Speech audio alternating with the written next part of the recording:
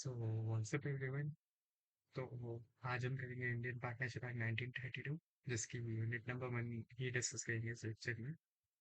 Attempt पास आ रहा है, आज 4 सितंबर है एंड 12 दिन बचे पेपर में। तो सिलेबस ज़्यादा है, टाइम कम। तो स्टार्ट करते हैं जल्दी से। तो सबसे पहले हम बात करेंगे सेक्शन नंबर 4 की, जिसमें से डेफिनेशंस की बात की है, पार्टनरशिप, पार्टनर और फर्म की।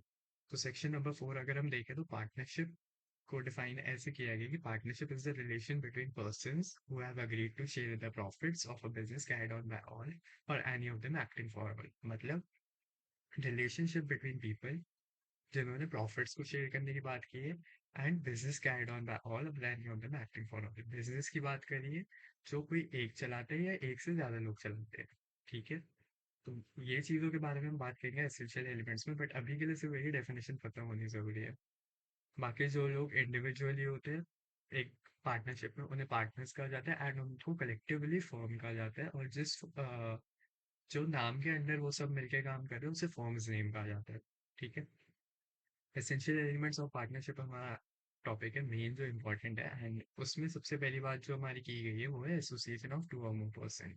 मतलब दो या दो से ज्यादा लोग पार्टनरशिप में काम करते हैं, जिसमें दो या दो से ज्यादा लिमिटेड टू 50, मतलब 2 से 50 तक की लिमिट होती है कि इतने लोग हमारे पार्टनरशिप में हो सकते हैं।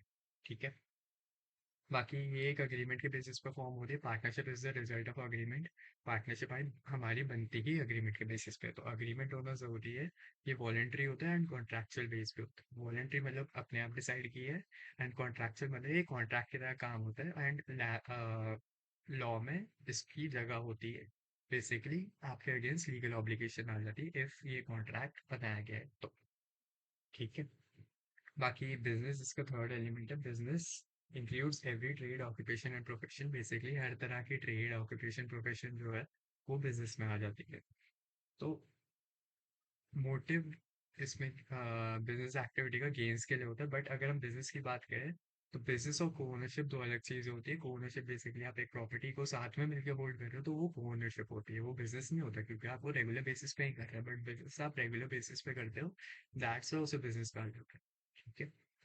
मेनली यही चीज है कि को ओनरशिप आप रेगुलर बेसिस पे नहीं कर रहे, बिजनेस आप रेगुलर बेसिस पे कर रहे हो, बस इतना फर्क आ जाता है। ठीक है।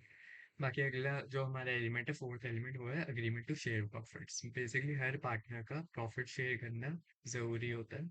बट लॉस कोई अगर एक दो भी बेयर करता है तो चल जाता है, इतना कुछ जरूरी नहीं, बट प्रॉफिट हर कोई शेयर करना जरूरी होता है। बाकी business carried on by all or any of the acting all, सबसे मेन एलिमेंट जो होता है इसे म्यूचुअल एजेंसी कहा जाता है। म्यूचुअल एजेंसी में हमारे दो एलिमेंट्स आ जाते हैं, एक होता है एजेंट, एक होता है प्रिंसिपल। म्यूचुअल एजेंसी में दो तरह के एजेंट एजेंट नहीं बोलूंगा, बट दो एलिमेंट्स और आ जाते हैं कि एक होता है एजेंट, एक होता है प्रिंसिपल। एजेंट जिसके एक्स की वजह से कोई दूसरा पार्टनर बाइंड हो रहा है, प्रिंसिपल जो दूसरे के एक्स की वजह से बाइंड हो रहा है। प्रिंसिपल बाइंड होता है और जो एजेंट होता है बाइंड करवाता है। ठीक है। तो हर एक पार्टनर एक दूसरे के लिए म्यूचुअल एजेंसी का काम करता है एंड फर्म के लिए भी म्यूचुअल एजेंसी का काम करता है कि एक के एक्स दूसरे को बाइंड करके। ठीक है। तो बाइंडिंग कॉन्ट्रैक्ट होता है ये। एंड ये हमारा कंक्लूसिव एविडेंस भी कहा जाता है, इस पे मैं आऊंगा, बट मेनली हमारा यही है। ठीक है। बाकी ट्रू टेस्ट ऑफ पार्टनरशिप सबसे इंपॉर्टेंट टॉपिक इस यूनिट का। True test of partnership basically हमारी ये चीज बताती है कि पार्टनरशिप ये है भी कि नहीं। ये हमारा डिफाइंड है सेक्शन नंबर 6 में, true test of partnership. And इसमें तीन चीजें बताएंगे। सबसे पहला, पार्टनरशिप अगर है तो उसमें एक अग्रीमेंट होना जरूरी होता है between all the partners. Agreement है तो पार्टनरशिप है। दूसरी चीज, प्रॉफिट शेयरिंग होनी जरूरी है। प्रॉफिट शेयरिंग है तो पार्टनरशिप है। तीसरी चीज ये होती है carried out by all or any of them acting for all. अगर म्यूचुअल एजेंसी है तो पार्टनरशिप है। शेयरिंग ऑफ प्रॉफिट्स हमारा प्राइमा फेसी एविडेंस है, म्यूचुअल एजेंसी हमारा कंक्लूसिव एविडेंस है। अब प्राइमा फेसी एविडेंस वो होता है तो सबसे पहले देखा जाता है कि अगर वो चीज है तभी पार्टनरशिप होगी। और कंक्लूसिव एविडेंस होता है अगर ये चीज है तो मतलब पार्टनरशिप है ही है, फाइनल चीज जिसे हम बोलते हैं वो कंक्लूसिव हो गई। जो शुरू शुरू में चेक की जाती है वो प्राइमा फेसी होती है। ठीक है। तो इसी के साथ हमारा ये भी ट्रू टेस्ट भी खत्म। काइंड्स ऑफ पार्टनरशिप पे आते हैं। तो काइंड्स ऑफ पार्टनरशिप में हमारा सबसे पहली जो चीज होती है वो होती है पार्टनरशिप फॉर फिक्स पीरियड। मतलब जो फिक्स पीरियड के लिए पार्टनरशिप बनाई गई है वो हमारी पार्टनरशिप फॉर फिक्स पीरियड होती है। टाइम ड्यूरेशन की जिसमें बात होती है। पर्टिकुलर पार्टनरशिप हमारी वो होती है जो एक पर्टिकुलर ऑब्जेक्टिव के लिए बनाई गई है, जैसे ब्रिज बिल्ड करने के लिए। तो वो हमारी पर्टिकुलर पार्टनरशिप हो गई। पार्टनरशिप एट विल हमारी वो होती है जो हमने अपनी मर्जी से बनाई है कि कभी भी खत्म कर सकते हैं, कोई भी ऑब्जेक्टिव के लिए की बनाई जा सकती है। ना कोई फिक्स पीरियड, ना कोई फिक्स ऑब्जेक्टिव, ठीक है। बाकी अगर कोई भी पार्टनरशिप फॉर फिक्स पीरियड है और पर्टिकुलर पार्टनरशिप है, अगर आप उसको ऑब्जेक्टिव से ज्यादा के लिए, टाइम पीरियड से ज्यादा के लिए अगर आप उसे रन करते हो, तो वो खुद ही पार्टनरशिप एट में कन्वर्ट हो जाती है। फिर ना वो पर्टिकुलर पार्टनरशिप रहती है, ना पार्टनरशिप फॉर फिक्स पीरियड रहती है। एंड जो हमारी पर्टिकुलर पार्टनरशिप होती है वो हमारी डिसॉल्व हो जाती है with the completion of objective, और फिक्स पीरियड हमारी डिसॉल्व हो जाती है at the time of at the end of the duration, ठीक है। पर्टिकुलर पार्टनरशिप एट विल हमारी डिसॉल्व होती है with the consent of all partners. अगर सारे के सारे पार्टनर्स कंसेंट दे दे तो वो डिसॉल्व हो जाती है पार्टनरशिप। बाकी एक जनरल पार्टनरशिप और होती है जो पर्टिकुलर ऑब्जेक्टिव के लिए ही बनाई जाती है, बट एक जनरल उसके लिए बनाई जाती है। बेसिकली पर्टिकुलर पार्टनरशिप तो इसलिए बनाई जाती है कि हमारा कोई पर्टिकुलर ऑब्जेक्टिव है, बट जनरल पार्टनरशिप हमारी एक बिजनेस एक्टिविटी के लिए बनाई जाती है कि ये बिजनेस हमें करना है, तो वो जनरल पार्टनरशिप होती है। इसका बेसिकली कोई फिक्स पीरियड नहीं होगा, ये जनरली चलती रहेगी और एक जनरल ऑब्जेक्टिव पूरा कर देगी, ठीक है। बाकी अगला टॉपिक हमारा होता है पार्टनरशिप डीड। जो हमारा बेसिकली अग्रीमेंट होता है वो हमारा पार्टनरशिप डीड कहलाया जाता है पार्टनरशिप में। इसको फिल करने की कोई पर्टिकुलर फॉर्मेलिटी नहीं होती, ये बस एक अग्रीमेंट होता है जिसके बेस पे आपकी फर्म पूरी की पूरी रन करती है, ठीक है। अब ये हमारा रिटर्न भी हो सकता है, वर्बली भी हो सकता है, बट डिजायरेबल यही रहता है कि रिटर्न हो, क्योंकि आगे जाके अगर कोई डिस्प्यूट हो तो आपके पास कोई लीगल प्रूफ होना जरूरी है, ठीक है। इसमें जो भी टर्म्स एंड कंडीशन होती है वो हमारे राइट्स, ड्यूटीज, ऑब्लिगेशन बनती है पार्टनर्स की। जैसे इसमें कोई पर्टिकुलर फॉर्मेलिटी की अगर मैं बात करूँ तो नहीं होती, बट ये हमारी तब भी बाइंड करती है पार्टनर्स को। क्यों? क्योंकि लॉ में ऑब्लिगेशन है इसकी। बट आरओसी को वो सब जमा करने की जरूरत नहीं होती जैसे एलएलपी और वो कंपनी में करते हैं, बट ये एक अग्रीमेंट तो है ना जो आप सबने साइन किया, तो that is why terms and condition इसमें लिखे जाते हैं, एंड सारे के सारे जो भी राइट्स ऑब्लिगेशन होते हैं वो इसमें होते ही होते हैं।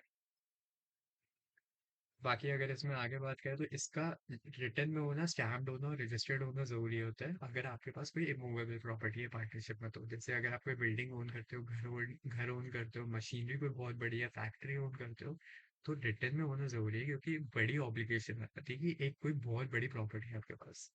तो राइटिंग में स्टैम्प्ड होना और रजिस्टर्ड होना इसका बहुत जरूरी होता है। स्टैम्प्ड मतलब स्टैम्प एक्ट के अकॉर्डिंग इस पर स्टैंपिंग करवाना, एंड रजिस्टर्ड मतलब रजिस्टर ही कराना। जैसे आरओसी को जैसे हम वो देते हैं जिसमें रजिस्टर ऑफ फॉर्म को दिया जाता है, तो रजिस्ट्रेशन होती है। बाकी इसमें कंटेंट्स की बात करें पार्टनरशिप डीड की, तो इसमें कुछ भी एडिशन सब्ट्रैक्शन आप अपने हिसाब से कर सकते हो, बट जनरल चीजें यही रहती है कि पार्टनरशिप फॉर्म का नाम क्या है, पार्टनर्स का नाम क्या है, nature, place of business, date of commencement, duration, capital contribution, profit sharing, admission, retirement, interest on capital drawing, loans, ये सब, settlement at dissolution, death of partner, ये सब चीज़ों के मेनली कंसर्न होता है। बट इसमें कुछ भी चीज़ें आप ऐड सब्ट्रैक्ट अपने हिसाब से कर सकते हो। मेन पॉइंट जो होते हैं यही होते हैं।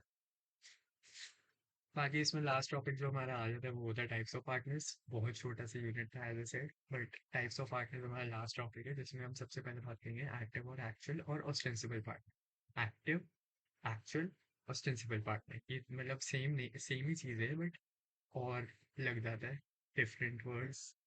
तो अगर एक्टिव और एक्चुअल पार्टनर की अगर हम बात करें तो मतलब वही है जो एक्टिवली बिजनेस एक्टिविटीज में पार्टिसिपेट कर रहे हैं और एजेंट की तरह काम कर रहा है दूसरे पार्टनर्स के लिए, वो एक्टिव पार्टनर है। एंड उसकी रिटायरमेंट के केस में अगर उसे रिटायर होना है तो एक पब्लिक नोटिस देना जरूरी होता है, क्योंकि वो बिजनेस में काम कर रहा था तो लोग उसे जानते हैं, तो उसकी पब्लिक नोटिस होना जरूरी होता है कि वो रिटायर कर रहा है, ठीक है।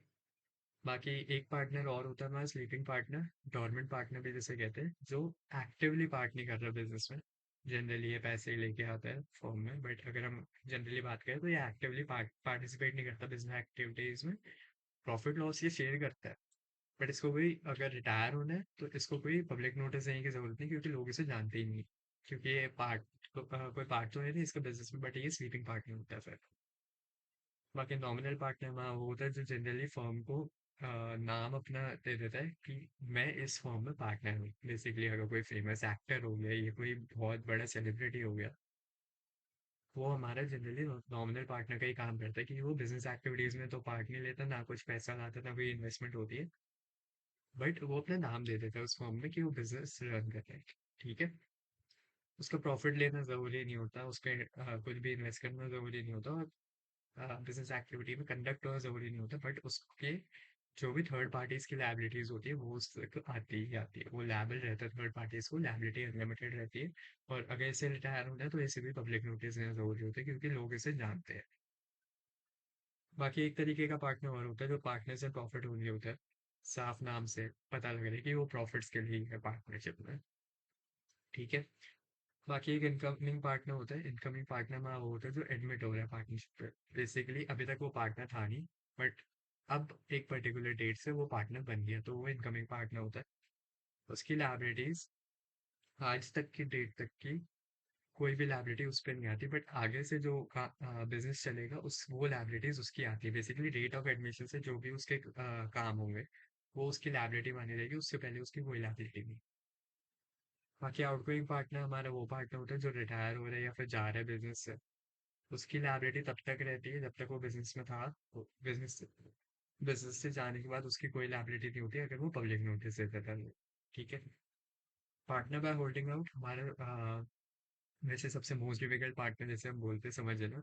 तो अगर इसकी मैं सीधी सीधी बात कहूँ तो इसमें हमारी यही पार्टनर बाय होल्डिंग आउट वही पार्टनर होता है जो अपने आप को ऐसा दिखाता है, रिप्रेजेंट करता है दूसरों के आगे कि मैं इस फॉर्म में पार्टनर हूँ, जबकि वो होता नहीं। ये हमारा पार्टनर बाय होल्डिंग आउट होता है। तो पार्टनर बाय होल्डिंग आउट हमारा वही है जो खुद को रिप्रेजेंट कर रहा है सामने वाले के आगे कि मैं इस फॉर्म में पार्टनर हूँ, जबकि वो है नहीं। तो उसकी लायबिलिटी सामने के वाले के टुवर्ड्स होती है कि वो बिजनेस में जब पार्टनर है ही नहीं, तो तू शो कैसे कर रहा है कि वो बिजनेस में तो पार्टनर है। तो जो भी डैमेजेस होते हैं फॉर्म को वो उसको बेयर करने पड़ते हैं खुद से। ठीक है। अब इसमें दूसरा भी होता है कि अगर कोई पार्टनर जो है फर्म में वो आपको ऐसा रिप्रेजेंट करवाया कि आप इस फर्म में पार्टनर हो, तो लायबिलिटी फर्म की ही होगी इस केस में कि उसने आपको कैसे शो करवाया कि आप इस फर्म में पार्टनर हो। तो वो लायबिलिटी उसकी होगी। बेसिकली दो केस है, एक बार आपने खुद को रिप्रेजेंट करवाया, एक बार पार्टनर ने आपको रिप्रेजेंट करवाया। तो लायबिलिटी आपकी तब तक आपके ऊपर है जब तक आप खुद को रिप्रेजेंट करवा रहे हो। वरना इन अदर केस वो जो पार्टनर होगा फर्म में वही लायबल होगा। ठीक है। यूनिट नंबर 1 खत्म। मुश्किल से 15 मिनट भी नहीं लगे होंगे। सो आगे बढ़ते हैं, यूनिट 2 एंड 3 भी खत्म करते हैं थोड़ी देर में। बट निपटाना है सिलेबस, टाइम पास आ रहा है। मिलते हैं सुन।